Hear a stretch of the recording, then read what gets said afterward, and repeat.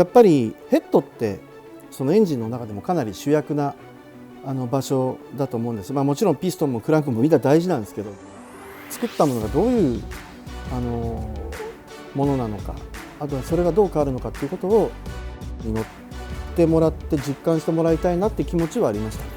はい。いろんなところが怪しい。ちょっと動きが悪いかな。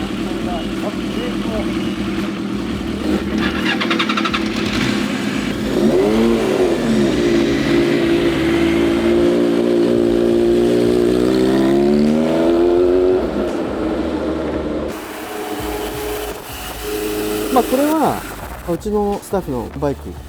なんですよ。で、長年乗りながらちょっとずつエンジンとか、車体周りも煮詰めて、かなり乗りやすい状態になってるってことと、あとはその排気量1200まで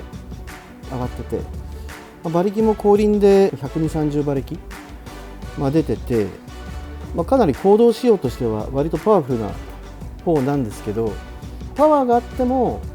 ちゃんと調律できてれば乗りやすいっていうことを、車体も含めて感じてもらいたいなと思ったのと、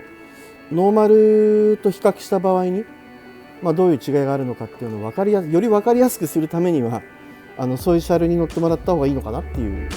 ことですね。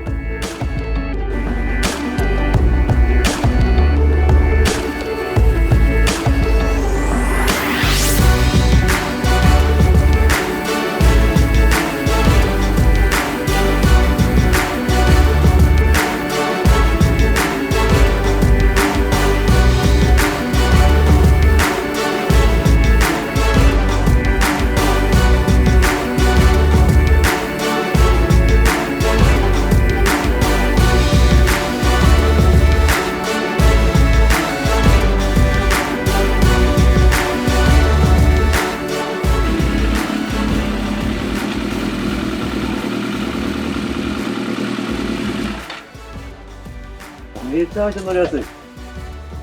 すごいパワーと、ただ思った以上に乗れると思います。ここまで整備されてると全然レベルがやっぱ違うというのは明らかに違います。